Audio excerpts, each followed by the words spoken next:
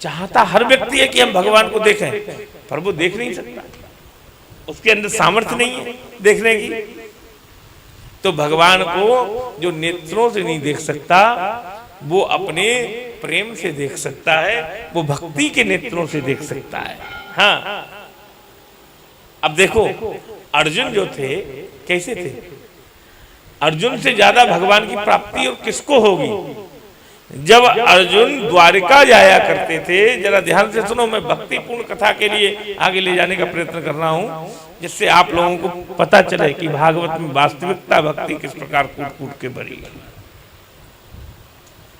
जब अर्जुन जाया करते थे कहां, द्वारिका, तो लिखा है भागवत में अर्जुन के चरणों को सत्यभामा अपनी गोद में रख लेती थी और सहलाती थी जब वो सो जाते थे, और भगवान अर्जुन के सिर को अपनी गोद में रख लेते और उनका सिर सहलाते। इससे ज्यादा भगवान की प्राप्ति और किसको होगी बताओ? नहीं। लेकिन जब भगवान ने 11वें अध्याय में गीता के अपना रूप दिखाया, अर्जुन के लिए रूप प्रकट किया विराट, तो अर्जुन कहते हैं प्रभु मुझे दिखाई नहीं पड़ रहा आपका रूप। भगवान बोले दिखाई कहां से पड़ेगा, ये साधारण नेत्रों से नहीं दिखाई पड़ सकता। अब जरा विचार कीजिए कि जिसके चरण सत्यभामा की गोद में है, जिसका सिर कृष्ण की गोद में है, उसे भी भगवान का रूप दिखाई नहीं पड़ रहा है, और हम आप सोचे कि हमें भगवान का रूप ऐसे दिखाई दे जाएगा साधारण लोगों को। तब भगवान ने अर्जुन पर कृपा की और कहा, क्या किया, दिव्यम ददामि ते चक्षु पश्चिमे योगमईश्वरम। गीता के 11वें अध्याय का 8वां श्लोक। तब दिव्य ददाम, अच्छा हम तुम्हें दिव्य नेत्र दिए देते हैं, हमारे योग का दर्शन करो। और तब नेत्र दिए, और गीता जी में अर्जुन ने उस रूप को अपनी आंखों से देखा भगवान के। भगवान ने सोचा ये साधारण लोग मेरे इस स्वरूप का दर्शन नहीं कर सकते, तो भक्ति भी भगवान के वही दिव्य नेत्र हैं, समझ लेना। दिव्यम ददाम, वहां तो उन्होंने दिव्य नेत्र दिए, तुम्हारे लिए भी 2 नेत्र दिए हैं, भक्ति रूपी नेत्र। और भक्ति के 2 नेत्र कौन है, ज्ञान और वैराग्य। जब आप ज्ञान और वैराग्य से दर्शन करोगे तो भगवान का दर्शन हो जाएगा। अब एक बात समझ लेना, मैंने कहा हृदय में एक ही बात रहती है एक समय में। आप सोचते हो मन में अनेकों बातें हैं, पर एक समय में एक ही बात होगी, अनेक बात नहीं आ सकती। तो क्या करना है, जिसके मन में संसार है फिर उसके मन में भगवान नहीं आ सकता, इसलिए संसार को बाहर रखना पड़ेगा और तब भगवान मन में आएगा। भगवान के विराट रूप का वर्णन हुआ। भगवान के 1000 हाथ हैं महाराज, 1000 सिर हैं, और इस भगवान अनंत के वाची हैं, अनंत वाचक, अनंता अनंत, हरि अनंत, हरि कथा अनंता। ऐसे अनंत भगवान से अनंत महाराज उनके अवतार होते हैं। तो श्रीमद् भागवत में 24 अवतारों का वर्णन किया गया महाराज। पहला अवतार सनक सनंदन सनातन और सनत कुमार के रूप में भगवान ने लिया। दूसरा 12 भगवान के रूप में पृथ्वी का उद्धार करने के लिए लिया। तीसरी बार प्रभु नारद के रूप में प्रकटे। चौथी बार मेरे प्रभु ने नर नारायण बन करके आए। 5वीं बार भगवान ने पूर्वोत्तर दिशा में गंगा सागर में विराजमान होकर के महाराज देवहूति नंदन कपिल भगवान का अवतार ग्रहण किया। महाराज 6ठी बार माता अनुसुईया के गर्भ से दत्तात्रेय बन करके आए मेरे प्रभु। और 7वीं बार भगवान यज्ञ के रूप में यज्ञ पुरुष बन करके प्रकट हुए हैं। 8वीं बार मेरे प्रभु राजा नाभि की मेरू देवी के गर्भ से ऋषभदेव भगवान बन करके प्रकट हुए। इसके बाद 9वीं बार परमात्मा संसार की में औषधियों का दोहन करने के लिए पृथु भगवान बन करके प्रकट हुए हैं महाराज। और वहीं पर 10वीं बार मेरे परमात्मा ने मत्स्य अवतार ग्रहण किया है।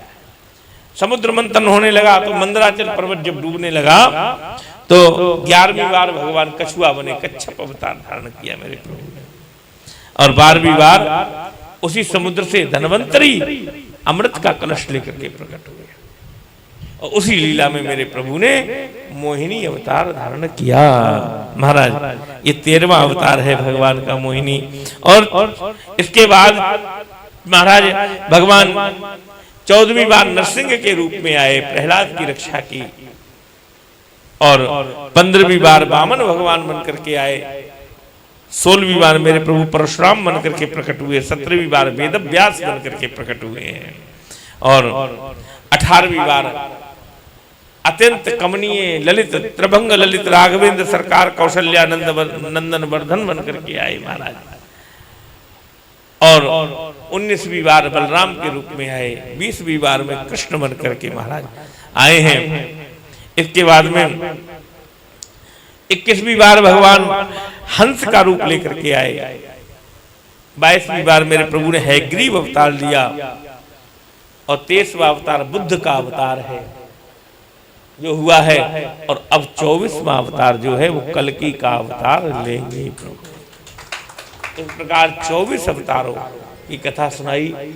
और इन 24 अवतारों की कथा एक एक करके पूरी भागवत में विस्तृत रूप से दी है महाराज। और यहाँ पर कलयुग के लक्षण बताए हैं कि भगवान कब अवतार लेंगे कल्कि का। तो कहा कि देखो जब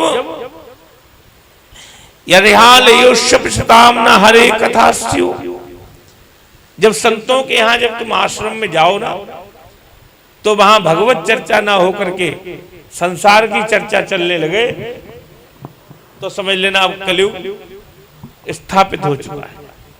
ईशंतो विशीदंती प्रहसंती असाधवा। कलयुग में क्या है? साधु कोई साधु नहीं होगा, सब असाधु हो जाएंगे महाराज। केवल धर्म का ढोंग होगा।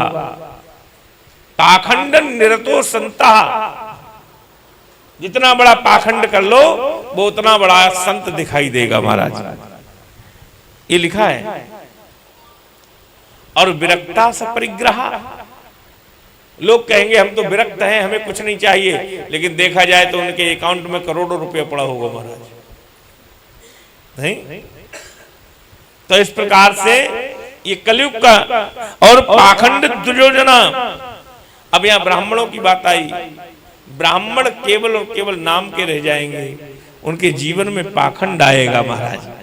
वो संसार की चर्चा करने लग जाएंगे। और यहां पर बड़ा सुंदर भाव दिया है, स्वाहा और स्वधा। जीवन में यज्ञ की महत्ता बताई है। प्रत्येक व्यक्ति को यज्ञ करना चाहिए, लेकिन कलयुग में स्वाहा तो सुनाई पड़ेगा लेकिन स्वधा सुनाई नहीं पड़ेगा। स्वधा का अर्थ है स्वधा पितरों के लिए प्राप्त होता है। और यहां पर राजा प्रजा को प्रताड़ित करना प्रारंभ करेंगे, तब जाकर के कलयुग का अंत होगा। और कलयुग में फिर कल्कि भगवान का अवतार होगा। और इस प्रकार से ये भगवान ने अवतार लिए महाराज। और भगवान ने आकर के धराधाम पर लीलाएं की हैं।